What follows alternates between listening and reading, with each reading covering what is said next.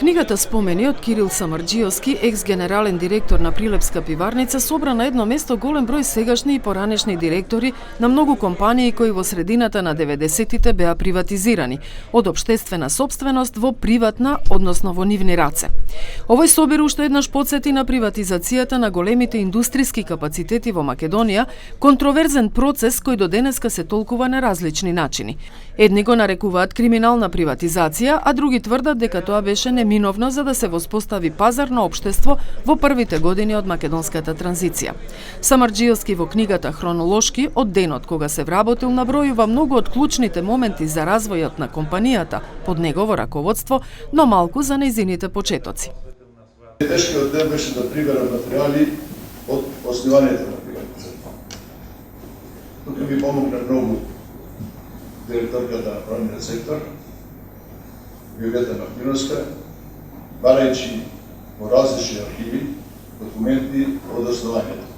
Со оглед дека ниеден жив од основачите нема, единствено ми стануваше тој дел да го покрием со факти и фактографски. Но приказната за успехот на пиварницата сега во рацете на наследниците на Самарџиевски уште еднаш предизвика горчлив вкус во семејството на еден од директните наследници на основачите на Прилепска пивара. Доктор Стеван Грдановски потекнува од семејството Грдановиќ во тоа време, кое во 1924 година со неколку ортаци ја изградиле и ја развивале Прилепската пиварница со пари заработени на печалба во Америка. Единственото што сега му останува се само сеќавањата.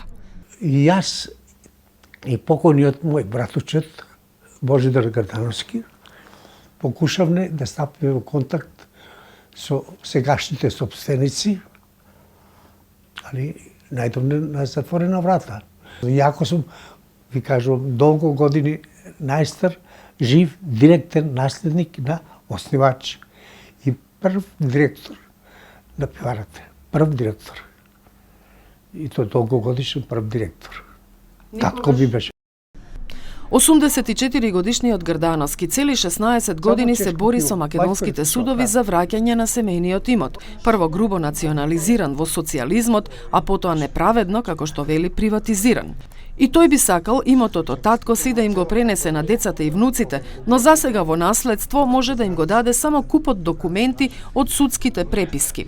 Двете страни на оваа приказна сигурно им звучат познато на уште многу луѓе погодени од начинот на кој се приватизираа индустријските капацитети во Македонија, но покажуваат и колку длабоки и долгорочни се последиците од политички решенија носени во спротивност со основните човекови права, меѓу кои и правото на приватна сопственост.